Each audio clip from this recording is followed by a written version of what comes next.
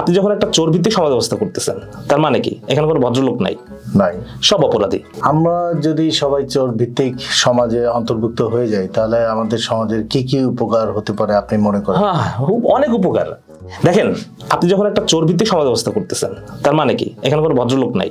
নাই, সব অপরাধী। সব অপরাধী। এবার সবাই যখন অপরাধী হবে, তো এখানে জেলের দরকার আছে? না। জেল বাদ দিয়ে দেন। পুলিশের দরকার আছে? না। পুলিশ বাদ দিয়ে দেন। কোনো জুডিশিয়াল পাওয়ারের দরকার আছে? না। মানে বিচার, আইন এগুলো বাদ দিয়ে দেন। উকিলের দরকার নাই। এবার ল এনফোর্সমেন্ট যা আছে সব বাদ দিয়ে দেন। তাহলে অনেকগুলো মানুষ বেকারত্বে, কিন্তু অনেক টাকা পয়সা যেতেছে সরকারের, রাইট। কিন্তু তো স্বাভাবিকভাবে মানে যখন সেটা হবে, তো মানে তখন একটা সমাজটা পরিবর্তন হয়ে যাবে। এবং এই বিষয়ে সবচেয়ে বড় যেটা দরকার হবে, আমাদের একটা ন্যাশনাল একটা পজিশন দরকার হবে। রাইট। তার মানে আপনার কথা মতে আপনি যত মানুষকে বেকারত্বের দাঁড় করে নিয়ে আসতে পারবেন, ততই অপরাধ বাড়বে, তখন আর কোনো অপরাধী থাকবে না। হ্যাঁ, মানে অপরাধী না থাকলে আপনি সেই সমাজে তো অনেক কিছু দরকার নাই। মানে এর চেয়ে সুন্দর সমাজ ব্যবস্থা দিতে পারে।